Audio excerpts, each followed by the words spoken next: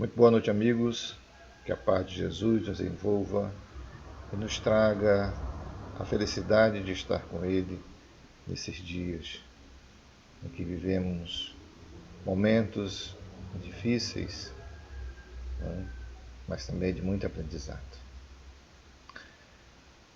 Pairava no ar o perfume balsâmico da natureza em festa, e o sol dourava os campos ornados pelas flores primaveris. Havia uma festa de som quase inaudível, entoado pelo vento e pelo farfalhar das folhas dos arvoredos, enquanto a taça de luz derramava claridade por toda parte. Jericó era uma cidade encantadora, bordada de flores e das laranjeiras que periodicamente explodiam em festa de perfumes, pronunciando a frutulência, rica em fontes e córregos, situada próxima ao Rio Jordão e a Jerusalém, constituía o orgulho dos judeus. Destruída inúmeras vezes, teve suas muralhas sempre reconstruídas, tendo sido palco da lenda que se tornou clássica em torno das trombetas de Josué, que teriam derrubado entre os anos de 1400 e 1260 a.C. Sempre experimentou grandes flagelos. Reconstruída por Herodes, que o aformoseou, preservando toda a sua grandeza histórica. Suas belas residências e mansões hospedavam pessoas ricas e cultas que se permitiam recepções fustosas e festas retumbantes. Era quase passagem obrigatória para Jerusalém. Muitas vezes, Jesus a visitara, quando da sua jornada à cidade santa, ali mantivera contatos comovedores com Zaqueu, o publicano e o cego Bartimeu. De uma estrada de Jerusalém que conduzia a Jericó, que o mestre compora a incomparável parábola do bom samaritano, lecionando nos levando à bondade sem alarde e amor desinteressado, com recursos essenciais, desculpem, para entrar-se no reino dos céus. E é dessas duas figuras que vamos conversar hoje, sobre dois personagens da convivência com Jesus que vamos levar na nossa conversa, nesse diálogo que teremos aqui. Zaqueu, o publicano, e Bartimeu, o cego. Zaqueu, publicano, chefe dos publicanos, ele comandava, ocupava uma posição privilegiada entre a sociedade de Jericó, e principalmente entre os judeus, porque era um dos cobradores de impostos mais requisitados, severos, e que fazia o seu trabalho de uma forma em que nada pudesse passar daqueles que deviam os impostos a ser pagos aos romanos. Da mesma forma, assim como Levi, que também, publicano, que fora convidado por Jesus para que mais tarde pudesse aí ser Mateus, e seguir Jesus, transformando um dos apóstolos que nós o conhecemos. Enfim, Zaqueu, um homem rico, de estatura baixa, tinha grandes anseios, desejo de conhecer Jesus. E soubera, pelas conversas, por aquilo que se passava, pelas pessoas e comentários que se dizia na época, da grandeza do Cristo e dos seus feitos. Isso despertava algo em Zaqueu, uma necessidade em conhecê-lo, em ver quem é, pelo menos de longe, para saber quem era a pessoa. Saberia que, se fosse a multidão, não conseguiria ver Jesus.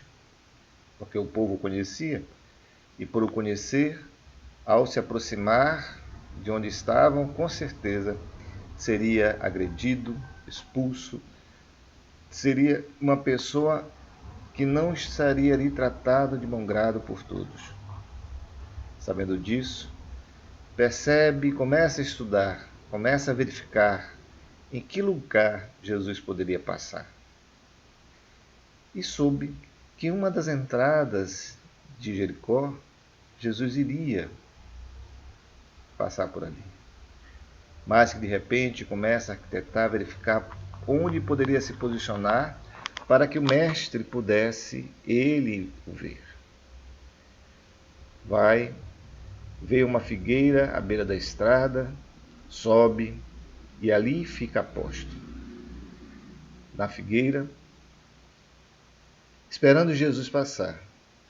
E assim o faz. Né? Aguarda Jesus ansiosamente.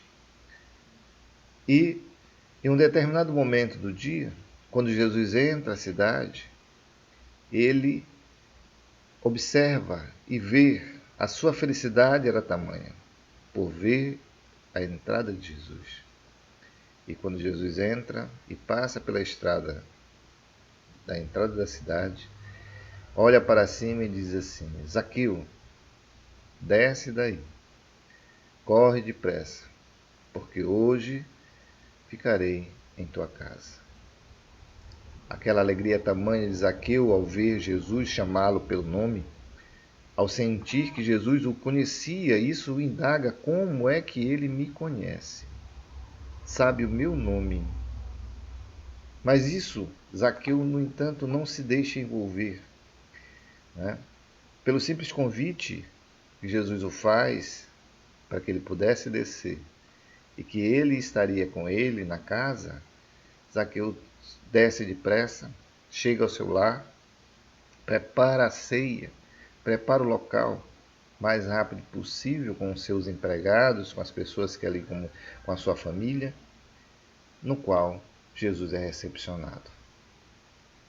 Ali Jesus, no diálogo e conversa, através dos ensinamentos, através da boa nova que traz a casa de Zaqueu, Zaqueu se emociona e fala a Jesus: Senhor, eu sou um cobrador de impostos, mas pegarei tudo o que tenho, dividirei ao meio, e metade do que possuo distribuirei aos pobres.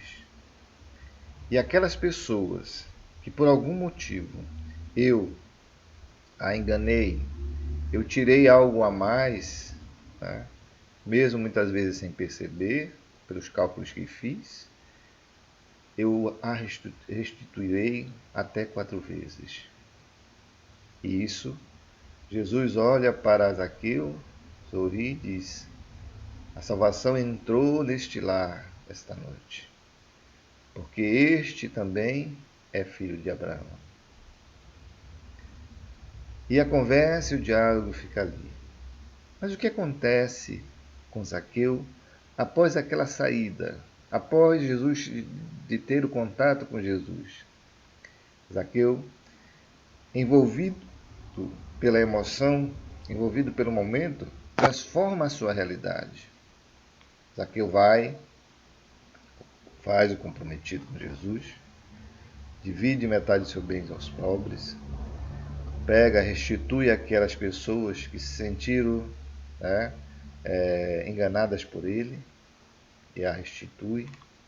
Depois pega o que restou, divide entre seus filhos e esposa e vai seguir Jesus.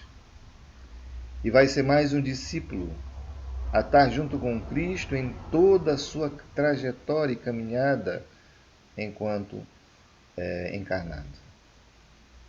Zaqueu muda. Né?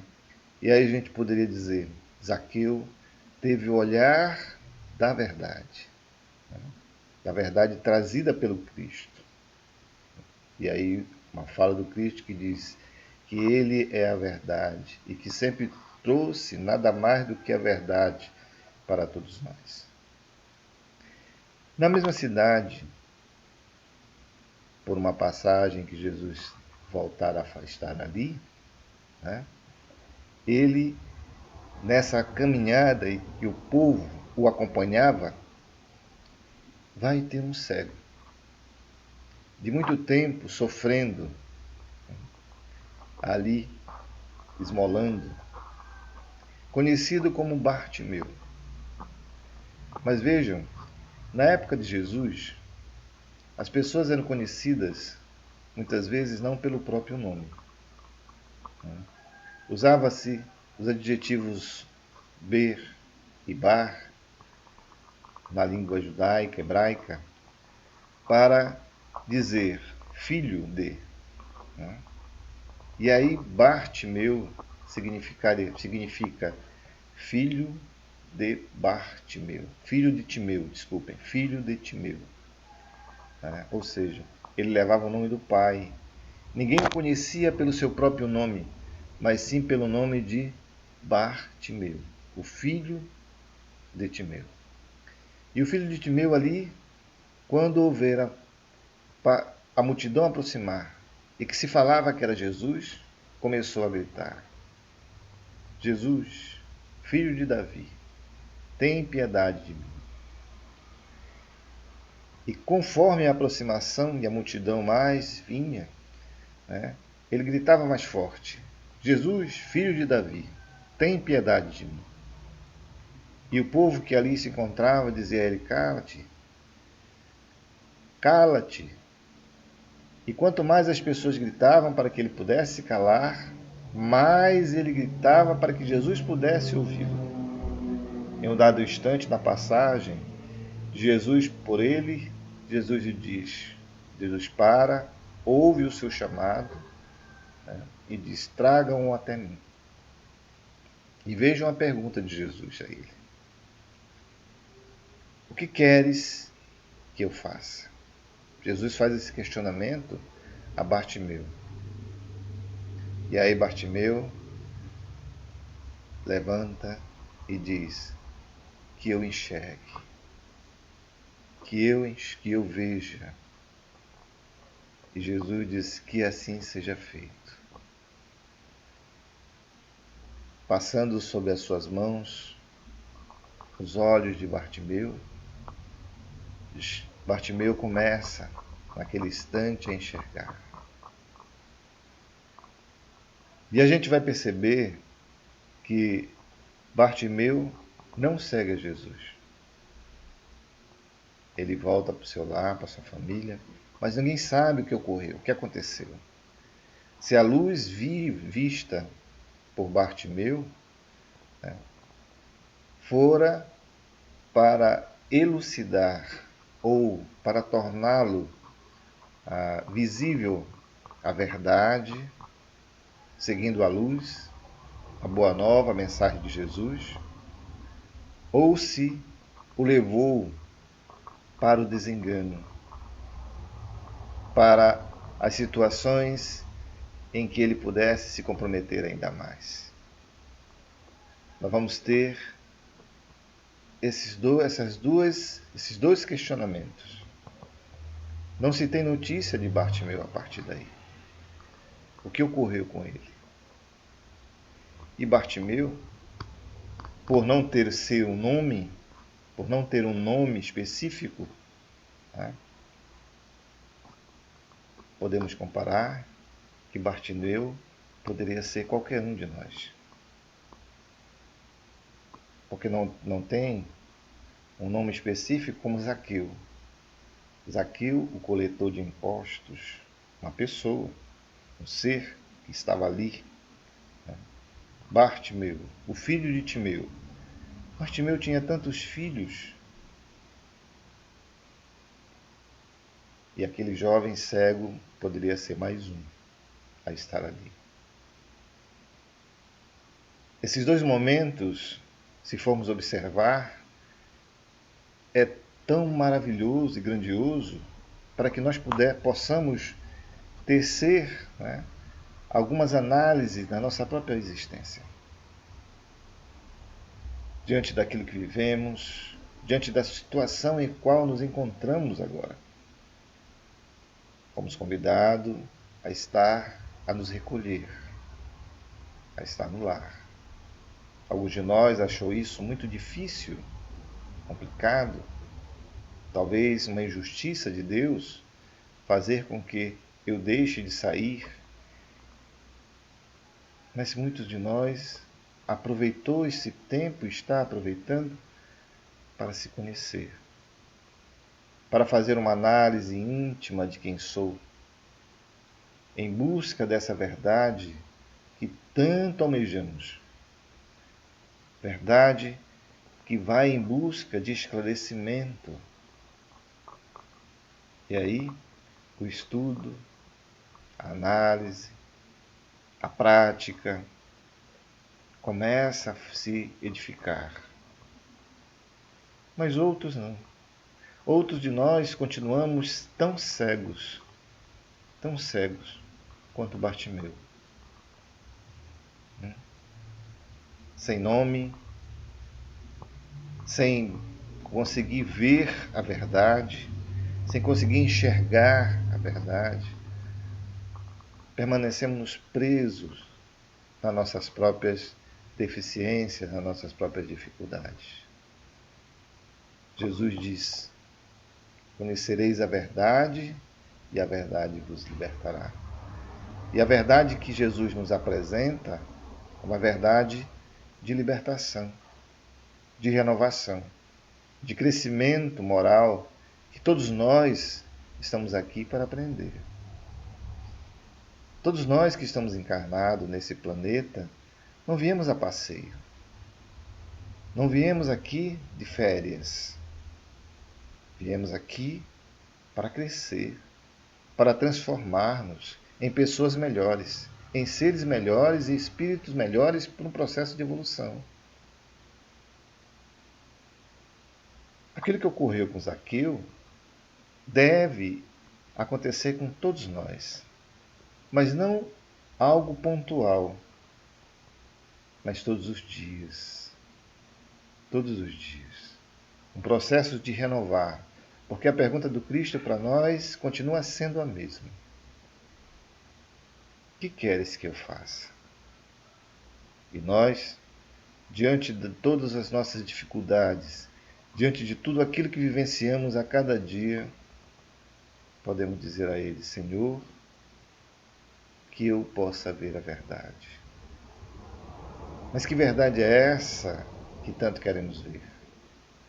A verdade que pode esclarecer as nossas dúvidas. Em relação a quê? Em relação a nós mesmos, as dores que sentimos. E para compreendê-la, há necessidade de que não possamos fraquejar diante de toda e qualquer dificuldade que possamos ter. Se formos observar ao longo da nossa vivência e ao longo dos ensinos do Cristo, muitas transformações aconteceram. Muitas pessoas, que são exemplos para cada um de nós, vivenciaram a mensagem do Cristo e essa vivência os trouxe a felicidade real que tanto buscamos na nossa vida. Podemos mencionar inúmeros. Maria de Magdala, que após conhecer Jesus, faz uma renovação em sua vida. De uma pessoa equivocada, que através do sofrimento que teve durante a sua trajetória até a fase juvenil e adulta, fez com que ela se envolvesse equivocadamente através de uma vida equivocada, né? Em que a prostituição, em que mantinha relações com diversos homens, como ela própria dizia, para se vingar de cada um. Porque cada um iria fazer aquilo que ela queria. E na realidade isso acontecia, né? Com o povo, com os homens que o procuravam. E quando ela começou a querer mudar, a modificar sua vida, e principalmente enfrentou muita dificuldade depois da partida do Cristo, né, da crucificação e de sua volta ao plano espiritual, né, em que ela foi buscar emprego, porque não queria voltar para a sua vida de antigamente. E que as pessoas diziam para ela, os homens diziam, volta para a tua casa, que nós te daremos tudo novamente. E que as esposas olhavam os homens e diziam, você é uma prostituta, de nada te teremos de dar. Mas mesmo assim, apesar de toda a dificuldade, ela não abre mão daquilo que ela se havia se comprometido com Jesus. E vai amar aqueles que mais precisavam.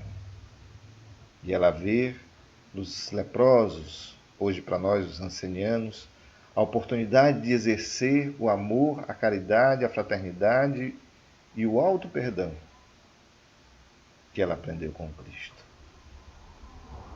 Paulo, ou Saulo, podemos dizer, que foi um dos maiores algozes do cristianismo, de perseguidor de cristãos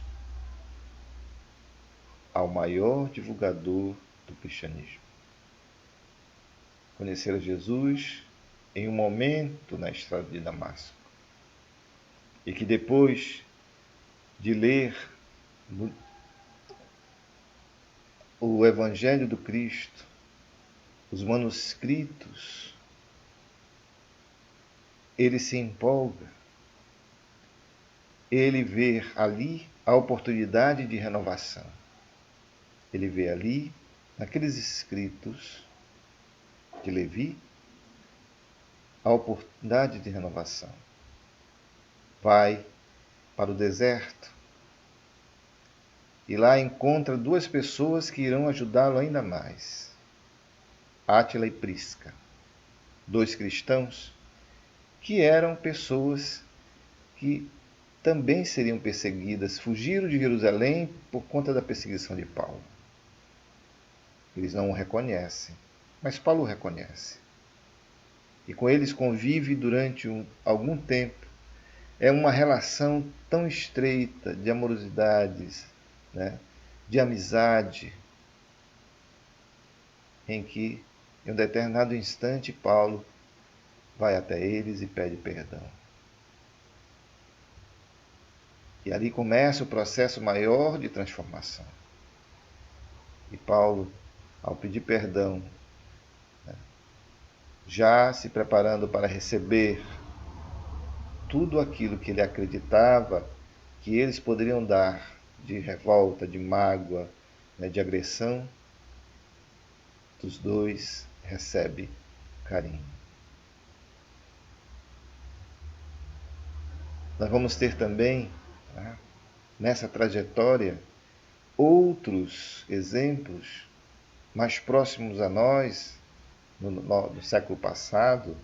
Vamos ter aí a Madre Teresa de Calcutá, que tem a sua vida transformada em um instante em que para diante da entrada, após entrar no convento onde morava, depois de ter feito uma das suas viagens que fazia constantemente toda semana, e que olha diferente para o povo, no qual ela via pela janela do trem onde ela ia. E ao entrar, após a passagem do portão da casa, ela olha para uma cruz, um crucifixo que estava ali na entrada e que ela tinha visto tantas e tantas vezes, mas que naquele dia ela o vira diferente. E lá, ao pé do crucifixo, estava escrito: tenho sede. E aquela palavra, aquela frase, né, que ela havia lido tantas vezes, que se tornara tão insignificante muitas vezes, né, como acontece conosco, por passar em algum lugar e ler e ver alguma coisa, né, não fazemos uma análise. Naquele dia, em especial, ao voltar das aulas de inglês que dava, ela olha para o crucifixo e para a fala, e ali ela vê: tenho sede. E ela compreende. Ele continua tendo sede. Sede de amor.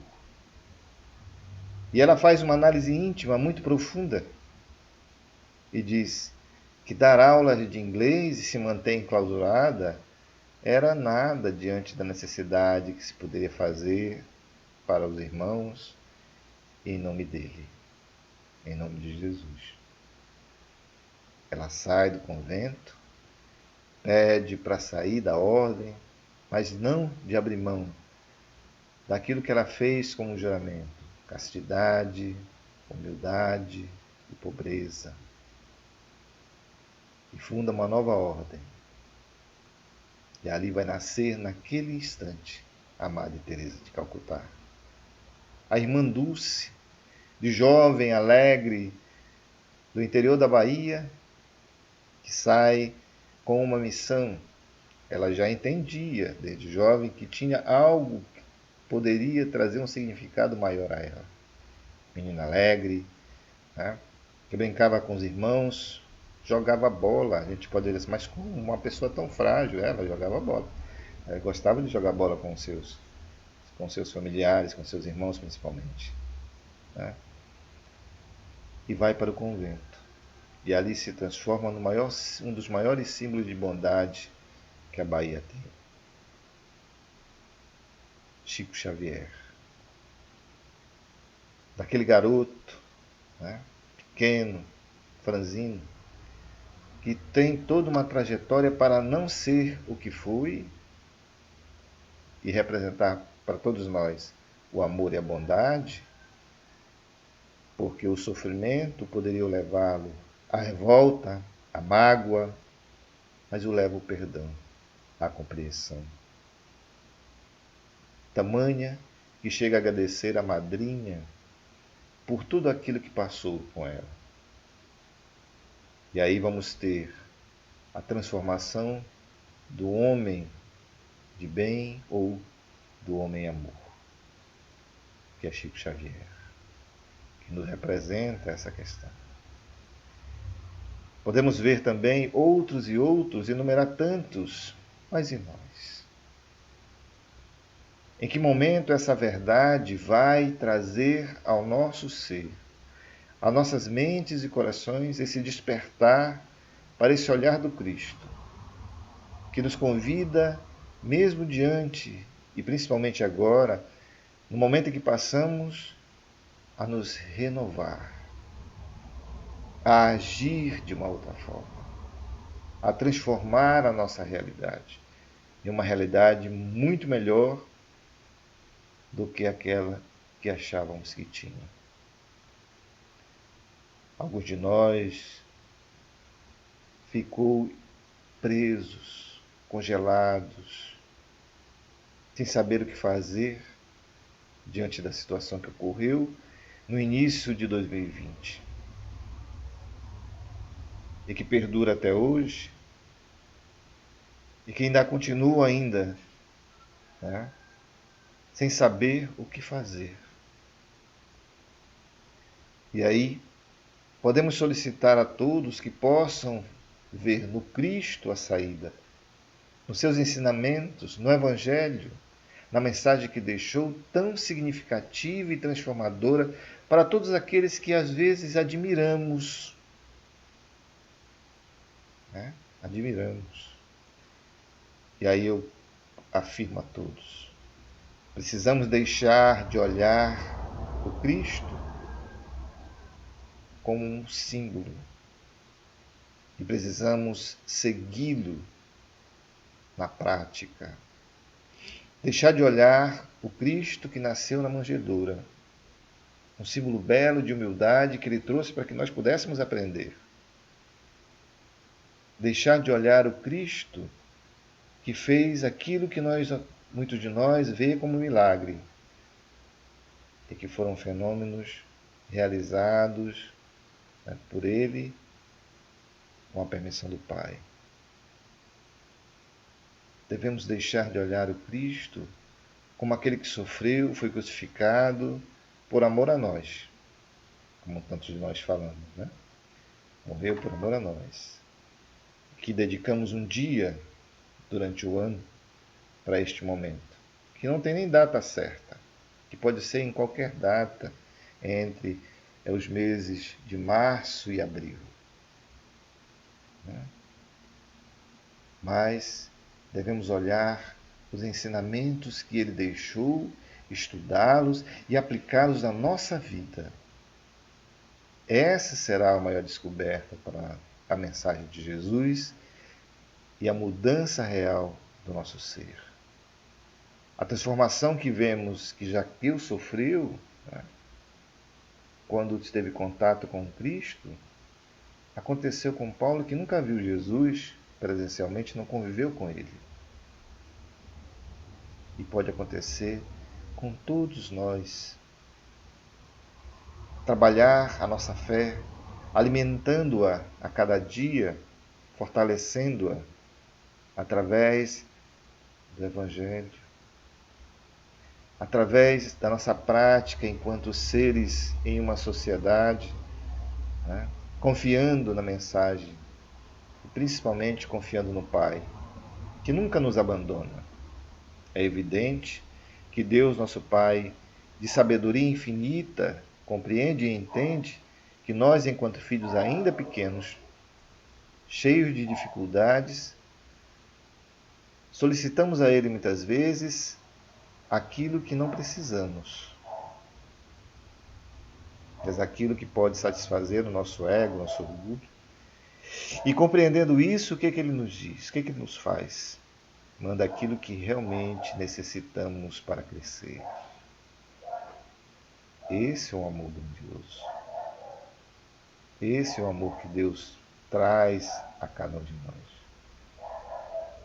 Que possamos transformar a nossa realidade através deste contato constante com Cristo. Mas como fazer isso? Através do Evangelho no lar. Através do estudo que possamos estar realizando da mensagem de Jesus, não só de uma leitura simples, mas de uma análise, nos colocando ali diante daquela situação. Na estrada de Jericó, Jesus tece ali e cria a parábola do bom samaritano. Se você fizer uma análise dela e se colocar dentro dela, daqueles personagens, você pode se identificar qual momento você está. Do publicano, do fariseu, do sacerdote, do samaritano, do homem caído, daquele que é dono da hospedaria. Você pode fazer essa análise e se ver ali dentro. Então é isso que precisamos fazer. Jesus, quando esteve entre nós, trazendo a sua mensagem, Ele não quis que nós estivéssemos ali apenas para reproduzir o que foi feito por Ele, mas para que nós pudéssemos dar vida à sua mensagem. Dar vida não na vida do outro, mas na nossa própria vida. A mensagem de Jesus precisa trazer um significado real para todos nós que vivenciamos esses momentos de dificuldades, esses momentos em que muitas vezes rogamos-nos aos céus, revoltados, em dizer: Deus é injusto comigo. Por que Deus fez isso? Sem compreender que o Pai amoroso que é, jamais vira a costa por seus filhos. E que possamos, a partir de hoje, a partir desse instante, verdadeiramente assumir um compromisso conosco. Como diz Santo Agostinho, do Livro dos Espíritos. Que possamos a cada dia fazer uma análise íntima, verificar onde foi que nós acertamos, verificar onde nós, fazendo essa análise, essa avaliação, onde foi que erramos, onde nos comprometemos. E aí, depois dessa análise íntima que podemos fazer, elevar o nosso pensamento a Deus e solicitar a Ele que nos dê a oportunidade daquilo que não fizemos, por alguma situação, porque temos desculpas para tudo, né? Para não fazer algo ou para fazer algo, que aquilo que não conseguimos fazer, que nos dê a oportunidade novamente de poder realizá-lo. E que aquilo que fizemos, mas que não fizemos de uma forma perfeita, amorosa e sim mecânica, que possamos ter novamente a oportunidade de refazer. E assim vai acontecendo a nossa transformação para seres melhores, indivíduos melhores na nossa trajetória. E aí podemos dizer, aquele ilustre visitante, mestre de nossas vidas, dizer obrigado pela mensagem que nos deixou, pelos ensinamentos que nos trouxe, e que nós possamos ter a capacidade de vivenciá-lo. E em nome dele podemos dizer, de cânhamo teci tua coberta, de palha trancei a tua esteira, de barro moldei a tua tigela, de canas de bambu construí o teu leito, de uvas verdes fabriquei o teu vinho, de sândalo perfumei a tua casa, de massa de azima fiz teu pão. Depois deitei-me para esperar a tua chegada. Dormi. Dormi sonhando um sonho de luz. Despertei-me mais tarde, ansiando por tua chegada. Quando abri a porta, o cheiro do sândalo cortado inundou a casa, perfumando todos os cantos. Quando abri a porta, o vento brando entrou, suavizando a canícula ardente que me abrasava. Quando abri a porta, o sol chegou, tímido a princípio, para logo possuir tudo, iluminando o interior sombrio. Quando abri a porta, a música da praça do mercado tomou de assalto o silêncio, alegrando a minha solidão. Quando abri a porta, aguardava, expectante, o hóspede ilustre que estava para chegar. Mas à soleira estava deitada um lamentável mendigo, a da casta dos intocáveis. Olhei constrangido, sem saber o que fazer. Sobre a mesa jaziam as iguarias para o meu visitante. Vinho raro guardava no vaso de barro. No chão a esteira de palha e na mesa o pão de azimo e o perfume precioso. A casa estava pronta.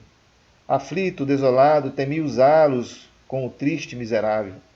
E por um instante pensei em afastá-lo. Mas levantei os olhos pensativo e perguntei o que faria o meu visitante se estivesse em meu lugar.